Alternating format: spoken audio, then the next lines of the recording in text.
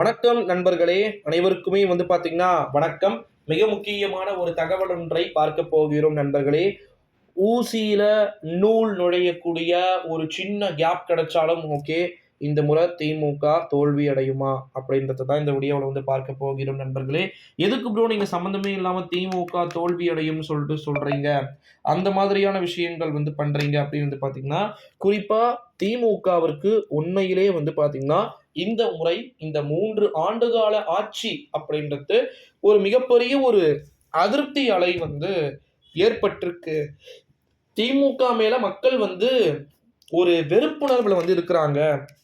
யாருமே ஒரு சாட்டிஸ்ஃபேக்ஷன் இல்ல. திமுக மேல ஒரு சாட்டிஸ்ஃபேக்ஷன் கிடைக்கல அப்படின்னு சொல்லிட்டு இருந்து கொண்டு இருக்கக்கூடிய ஒரு வேளையிலே 1 மணி நிலவரப்படி வரைக்கும் நேத்து பீக்ல போச்சு. ஓட் ஷேர்லாம் நீங்க பார்த்தீங்களான்னு தெரியல. ரொம்ப வெரி வெரி பீக். ஓகேங்களா?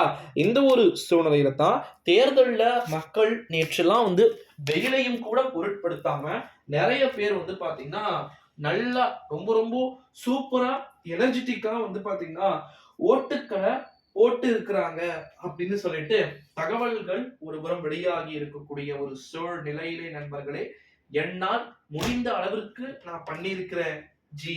Sabareesan G, Anbil Mahesh G, Udhayanidhi G அப்படின்னு சொல்லிட்டு சொல்ல என்ன பிரயோஜனம்?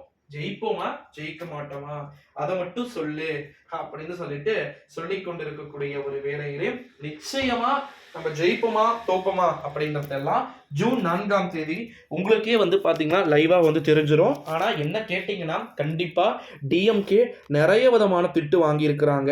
பொதுமக்கள் கிட்ட ஏகப்பட்ட திட்டுக்கள் வாங்கிய பிறகு கிடைக்க பெற போகின்ற ஒரு வெற்றியாகவே இவ்வெற்றி இருக்கக்கூடும் அப்படின்னு சொல்லிட்டு ஒருபுறம் குற்றச்சாட்டுக்கள் முன்வைக்கப்பட்டு கொண்டிருக்கக்கூடிய ஒரு சூழ்நிலையிலே நண்பர்களே, நிச்சயமாக நம்முடைய தமிழகத்தை பொறுத்த வரைக்கும் தேர்தலில் படுதோல்வி உறுதி. திராவிட முன்னேற்ற கழகத்தை பொறுத்த வரைக்கும் படுதோல்வி உறுதி என்ற செய்தி வெளியாகி இருக்கிறது நண்பர்களே. ஸோ அதனால் நம்ம அதையுமே கண்டினியூஸாக வெயிட் பண்ணி தான் பார்க்கணும். தேர்தலில் தோல்வி வெற்றி அப்படின்றதெல்லாம் யாருக்கு எப்படி வேண்டுமானாலும் மாறலாம். இன்று தோல்வியில் இருக்கக்கூடியவர்கள் நாளை மிக பிரம்மாண்டமான ஒரு வெற்றியை நோக்கி நகரலாம். ஓகேங்களா?